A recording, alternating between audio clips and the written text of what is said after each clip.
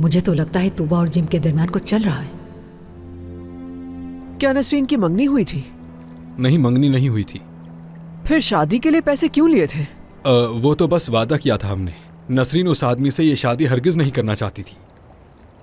खैर छोड़ें, अब मुझे चलना चाहिए।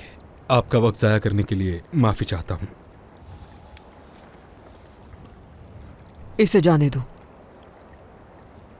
तुम्हारे बाबा आने वाले होंगे, अच्छा इसे ना देखें। इसका मतलब है कि वो पैसे नसरीन और फातिमा के पास थे जब वो यहाँ पर आई थी।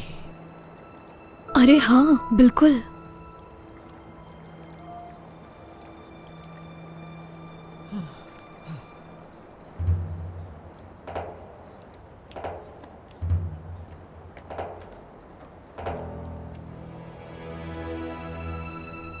अब ये यहाँ क्यों आया होगा?